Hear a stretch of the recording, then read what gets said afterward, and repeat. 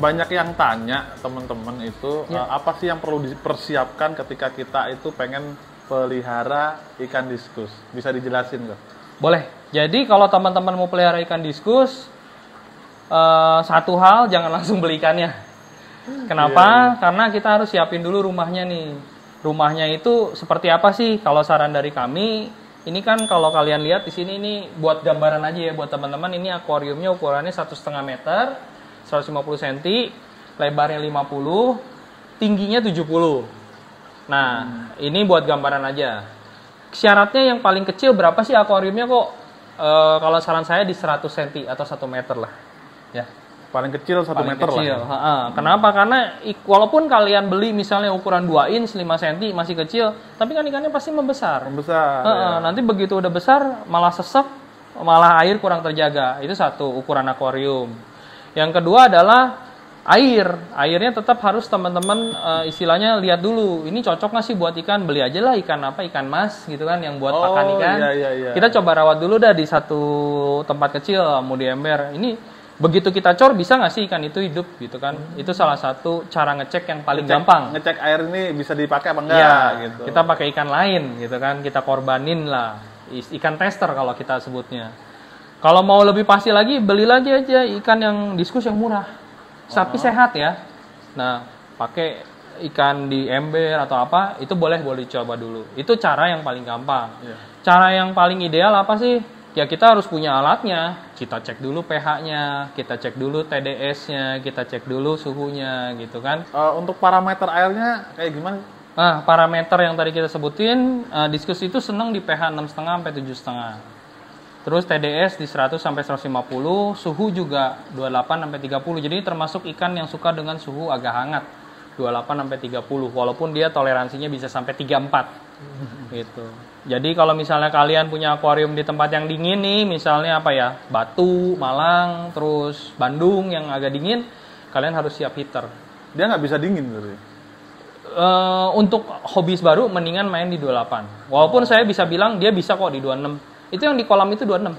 Yang tadi kita lihat itu suhu kalau kita cek pakai cek suhu itu 26, 25, 5,5 gitu. Justru malah hangat ya kalau diskus. Iya, dia ikan air hangat. Dikasih dingin sampai ngedrop misalnya sampai 26, white spot.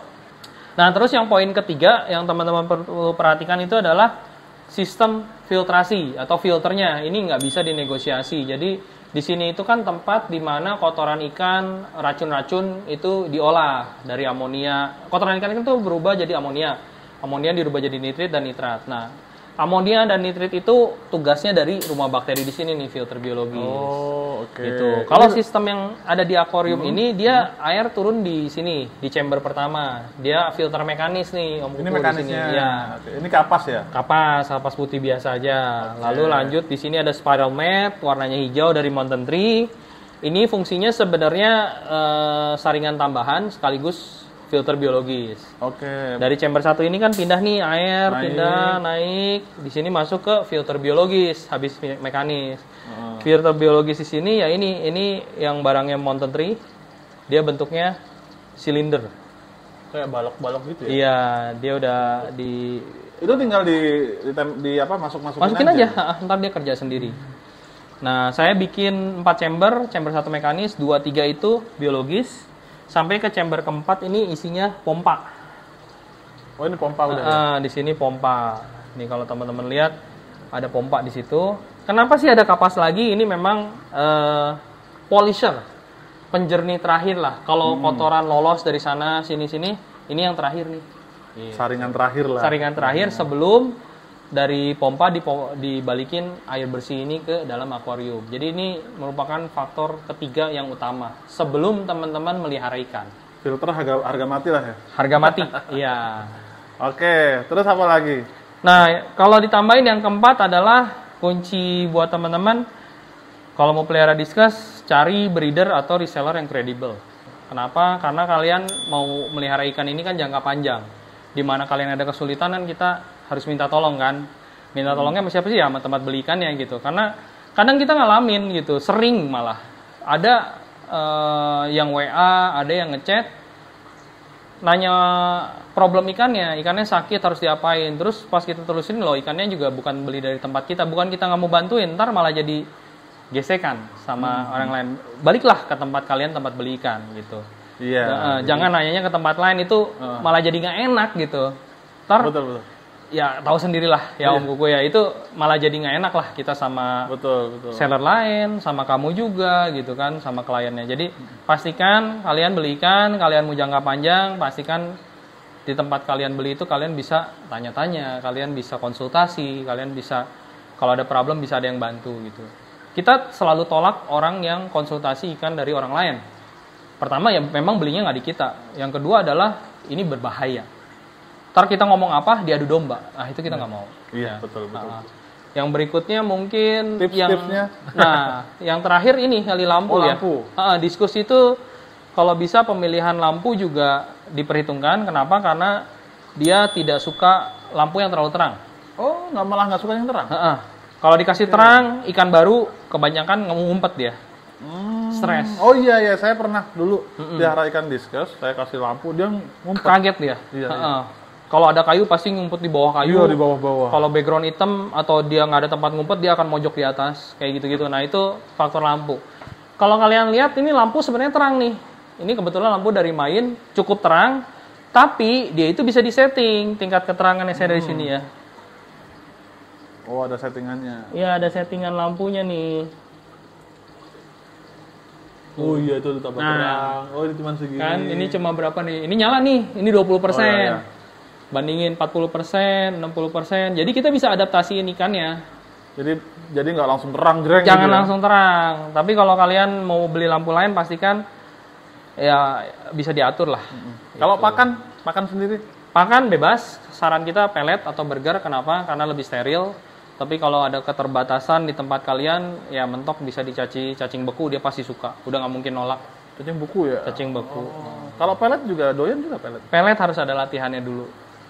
Cuma tetap preferensi saya nomor 1 sih antara pelet sama burger. Burger ya? Burger itu ada beli jadi atau? Oh ada. Sendiri? Ini contohnya aja ya. Iya. Nah ini jadi. Oh kayak gini. Ini kayak gini. Ini yang hijau nih kelihatan nih, burger polos. Ini yang kuning. Ada juga yang merah nanti. Jadi udah dijual lempengan kayak gini. Tinggal kasih makan aja. Tinggal kasih, tinggal potek kasih gitu. Okay. Yang pasti harus di freezer naruhnya. Wah itu kalau dilihat nih, wih ikan-ikannya. Iya. Variasi. Iya. Nah ini satu lagi Om Pupu yang tadi kita diskusi, peppering. Oh iya. Yang tadi kita diskusi. Bintik-bintik itu ya? Ya bintik-bintik hitam ini. Nah ini jenis pigeon. Pada beberapa ikan jenis pigeon dia akan muncul. Apa cuman pigeon aja? Pigeon aja? dan turunannya. Oh, ini bukan ikan sakit kan ya? Bukan. Ini aktif semua pada minta makan. Ini cuma karena di dalam ada scaping, pasir juga bukan pasir putih, jadi dia ada kemampuan untuk adaptasi dengan lingkungan yang lebih gelap, dia menggelapkan badannya. Kayak bunglon gitu ya? Betul. Biar nggak kayak gini tuh diapain? Ya, kalau memang mau piara pigeon terus mau bersih banget ya kita jangan pakai scaping, akuarium putih aja. Polos ya? Polos, background putih, dasar putih, kiri kanan putih. Nah itu cakep pigeonnya.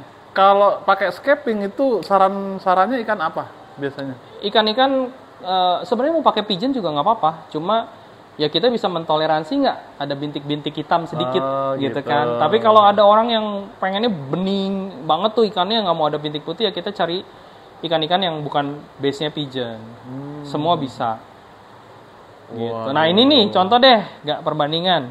Ini nggak ada pigeon sama sekali nih. Carilah ikan corak, dia malah jadi lebih keluar warnanya Om Pupu. Iya, ya? Malah jadi lebih ngejreng gitu. Backgroundnya hitam ada ya? Karena dia lebih kalau dikasih background hitam ada scaping jadi warnanya lebih kelihatan, lebih nyala gitu ya. Betul. Keren ini, keren. Iya. Gitu. Pemilihan ikan juga penting. Nah, itu bisa di-guide sama kita kalau teman-teman tipsnya apa pemilihan ikan? Pasti ikan sehat sih. Kalau warna corak itu udah kita kembaliin sama customer. Selera ya? Selera. Balik lagi selera. Kayak kacamata saya breeder, menurut saya ikan al keren banget nih, spesial banget, susah banget dapetnya. Tapi ntar diskusi sama Shelly lah, orang terdekat saya yang bantu di sini. ya dia ada preferensi lagi. Enggak, menurut saya ikan ini lebih bagus. Apalagi ke customer, gitu kan. Customer ada preferensinya masing-masing. Yang disuka aja, karena kita akan ngerawat itu di rumah. Nah, kalau obat-obatan yang harus disediakan itu apa aja? Obat-obatan pilihannya banyak. Di sini ada Medfish, ada produk-produk dari US juga, Sikem. Itu maksudnya ikan buat ikan sakit gitu kan? Buat ikan sakit. Atau enggak ada vitaminnya, meskipun kalau nggak sakit dikasih vitamin ini Ada, aja biar nggak sakit gitu? Ada. Mana ya? Lagi kosong apa ditaruh di mana nih? Harusnya ada diskus vitamin. Tapi harus ada itu ya?